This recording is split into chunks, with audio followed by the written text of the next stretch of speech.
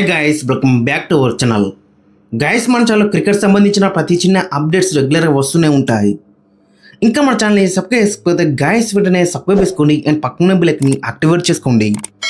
And అదే ఇంకా మా వీడియోని లైక్ చెప్తే గైస్ వెంటనే లైక్ చేసి మనం వీడియోలోకి ఎంటర్ అవుదాం. గైస్ తప్పకుండా లైక్ చేయండి, లైక్ చేస్తే మన వీడియో మార్కెట్కి ఫాస్ట్ రీచ్ అవుతుంది. ఇక మూడవ రోజు ఆట వచ్చేసి చాలా బెటర్ జరిగింది. కొంచెం శ్రీలంక వాళ్ళైతే ఫైట్ ఇచ్చిళ్ళు. మెయిన్గా చూసుకుంటే ఇద్దరు బ్యాట్స్మెన్స్ దాదాపు 90 పరుగులకే 5 వికెట్లు ఓడిపోయారు. ఇక 150కి ఆల్ అవుట్ అయితే అనుకున్నాం, బట్ చాలా మంచి కంబ్యాక్ ఇచ్చిళ్ళు. సోనల్ దినుషా అండ్ నిరోషన్ డిక్విల్లా. సోనల్ దినుషా 100 కొట్టిండు, నిరోషన్ డిక్విల్లా 80 అయితే కొట్టిండు. ఇద్దరు కూడా కొంచెం ఫాస్ట్గానే రన్స్ అయితే స్కోర్ చేసిళ్ళు. మెయిన్గా చూసుకుంటే కుల్దీప్ యాదవ్ అండ్ మానవ్ సూతర్ పైన అటాక్ అయితే వేసిళ్ళు. కుల్దీప్ యాదవ్ మొత్తం 14 ఓవర్లో 65 పరుగులు అయితే ఇచ్చిండు. ఒక్క వికెట్ మాత్రమే తీసుకున్నాడు 4.6 ఎకానమీతోని. మరోవైపు మానవ్ సూతర్ కూడా 76 రన్లు అయితే ఇచ్చిండు 3.5 ఎకానమీతోని.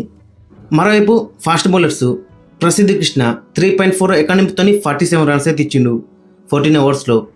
ఇక సిరాజ్ 3.2 ఎకానమీతోని 9 ఓవర్స్లో 29 రన్స్ అయితే ఇచ్చిండు. ఇద్దరు ఫాస్ట్ బౌలర్స్ సెరొక్క వికెటే తీసుకున్నారు. ఇక మానవ్ సూతర్ 4 వికెట్లు తీసుకున్నాడు, కుల్దీప్ యాదవ్ 1 వికెట్ తీసుకున్నాడు. రవీంద్ర జడేజా చాలా బెటర్ బౌలింగ్ అయితే వేసిండు. 2.7 ఎకానమీతోని 3 వికెట్స్ తీసుకున్నాడు, 57 రన్స్ మాత్రం ఇచ్చిండు 21 ఓవర్స్లో. 5 మెయిన్ ఓవర్స్ అయితే వేసిండు. సో ఓవరాల్ చూసుకుంటే బౌలింగ్ యూనిట్ వచ్చేసి ఇనిషియల్గా మనలో చాలా బెటర్ బౌలింగ్ అయితే ఇచ్చిండు. బట్ ఆ ఇద్దరు మధ్య పార్ట్నర్షిపే కొంచెం ఇబ్బంది అయితే పెట్టింది. లేదా అనుకుంటే ఇటు ఖచ్చితంగా 150 లోపు వాళ్ళనైతే ఆల్అవుట్ చేసేవాళ్ళం, ఫాలో ఆన్ కూడా ఇచ్చేవాళ్ళం. సో రేపు రిజల్ట్ వచ్చి ఉండేది. బట్ ఇప్పుడు డే 5 దాకా కూడా వెళ్ళే ఛాన్స్ అయితే కనబడుతుంది. మెయిన్గా చూసుకుంటే ఎండ్ ఆఫ్ ది డే ఈ రిజల్ట్ వచ్చేసి మనకి చాలా ఇంపార్టెంట్.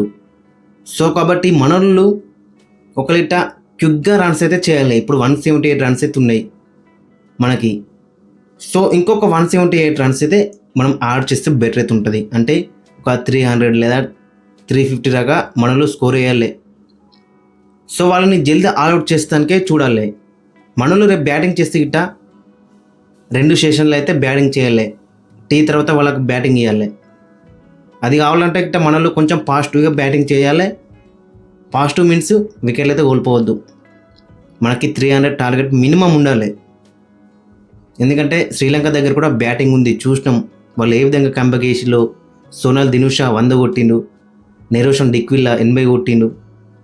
సో వాళ్ళ దగ్గర ఇంకా మంచి ప్లేయర్స్ ఉన్నారు. కమింద్ మెండిస్ ఉన్నాడు, వాళ్ళ కెప్టెన్ ధనుంజయ డిసిల్వా. సో వీళ్ళందరూ కూడా ఉన్నారు కాబట్టి మనోళ్ళు మంచి టార్గెట్ ఇవ్వాలి. వర్షం కూడా కొంచెం సహకరిస్తే బెటర్ అయితే ఉంటుంది. డే 3 అయితే పెద్ద అయితే వర్షం అయితే రాలేదు, లాస్ట్లో చివరిలో కొంచెం వర్షం వచ్చింది. డే 4 అండ్ డే 5లో వర్షం అయితే ఉండద్దు. సో అదైతే కోరుకోవాలి మనం. మెయిన్గా చూసుకుంటే WTC కోసం మన టీం ఇండియాకి చాలా ఇంపార్టెంట్ అని చెప్పుకోవచ్చు ఈ మ్యాచ్ అని, నెక్స్ట్ మ్యాచ్ గెలవడం. సో మన బౌలర్స్ కొంచెం మంచి రన్స్లు, కొంచెం డిసప్పాయింట్ అయితే వేసిళ్ళు. ఇనిషియల్గా చూసుకుంటే మానవ్ సూతర్ చాలా బెటర్ బౌలింగ్ వేసిండు, తర్వాత కొన్ని రన్స్ అయితే ఇచ్చిండు. కుల్దీప్ యాదవ్ మాత్రం చాలా డిసప్పాయింట్ అయితే వేసిండు. ఇక మెయిన్గా చూసుకుంటే మన బ్యాటింగ్లో కీగా మారబోతున్నాడు యశస్వి జైస్వాల్. సో యశస్వి జైస్వాల్ దగ్గర నుంచి పాజిటివ్తోని మంచి నాకైతే ఎక్స్పెక్ట్ అయితే చేస్తున్నాం.